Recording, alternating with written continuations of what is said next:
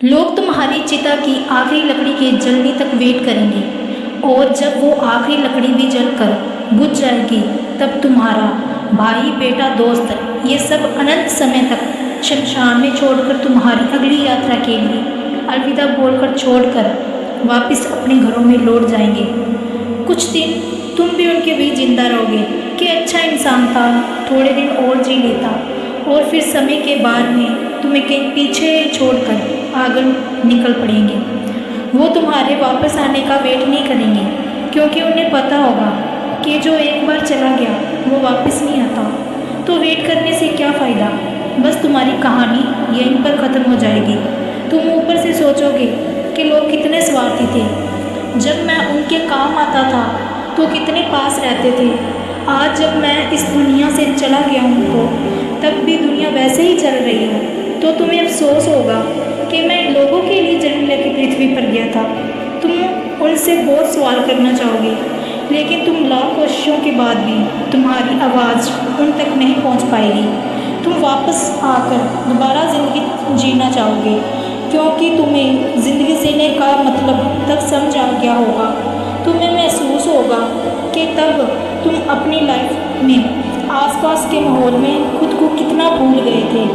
तुम्हें जवाब मिल चुका होगा कि क्यों तुम अपने सपने पूरे नहीं कर पाए, क्यों तुम अपने सपनों की गाड़ी नहीं खरीद पाए, क्यों तुम अपने सपनों का घर नहीं बना पाए, क्यों तुम अपने बच्चों को अच्छी शिक्षा नहीं दे पाए, क्यों तुम अपना करोड़ों का बिजनेस खड़ा नहीं कर पाए, क्यों तुम्हारे अपने सिर्फ सपने सपने बनकर रह गए।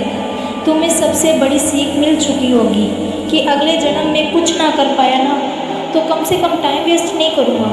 तुम चाहोगे कि काश 2 मिनट, सिर्फ 2 मिनट मिल जाए तो मैं हिस्ट्री में जाके अपने बेटे के साथ खेल सकूं, अपनी बेटी की शादी किसी और के साथ कर सकूं, अपनी माँ से अपनी गलतियों की माफ़ी मांग सकूं, अपने पापा को लकड़ी का सहारा नहीं अपने हाथ से सहारा दे सकूं।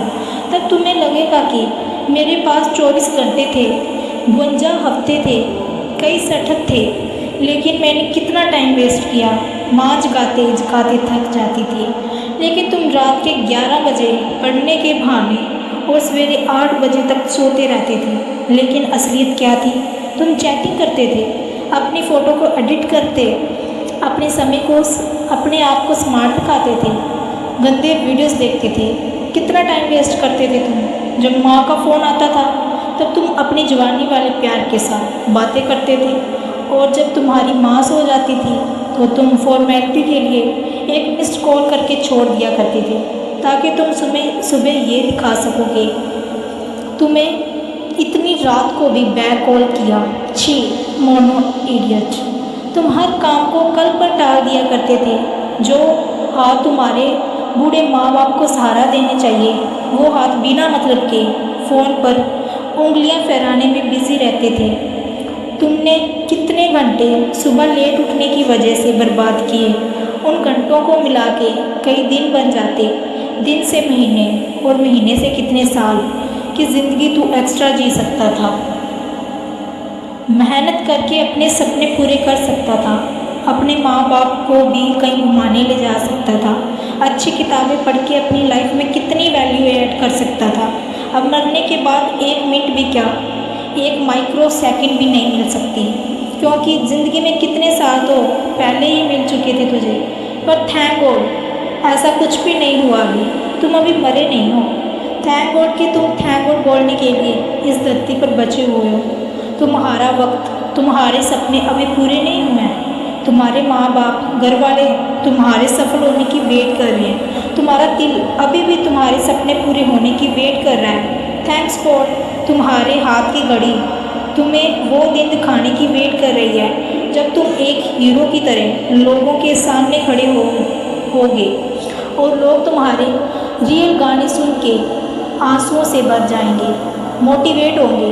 और उन लोगों को सबसे ज़्यादा अफसोस होगा जिन्होंने तुम्हें मेहनत करते हुए देख कर डोंगी कहा था लेकिन तुम्हारे अंदर 1% भी उनके लिए बुरी भावना नहीं होगी। ये अलार्म कल भी बजेगा, अगर तुम उठ गए तो तुम्हारे ज़िंदा रहने का सबसे बड़ा सबूत होगा।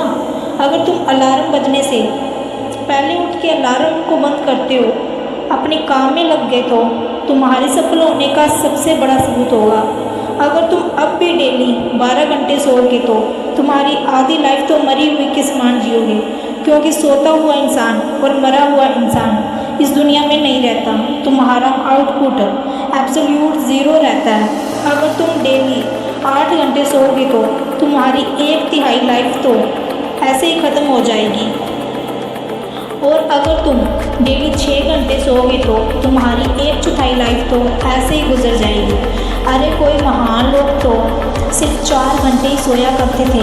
रात को सोकर सुबह उठने का मतलब है कि हम में और मौत में 1 दिन का फासला और कम हो गया। इससे पहले मौत तुम्हारे पास पहुँचे तुम अपनी मंजिल तक पहुँच जाओ। अपनी कहानी लिख दो, जो लाइफ में करना चाहते हो ना कर लो, पर कम से कम सुबह जल्दी उठना सीख लो, क्योंकि तुम ज़्यादा जीने के लिए अपनी उम्र नहीं घटा सकते। सिर्फ और सिर्फ बची हुई ज़िंदगी में ही टाइम मैनेज करके अपना टाइम बढ़ा सकते हो। तुम्हें करना होगा, तुम कर सकते हो। You can do it, you can manage your time.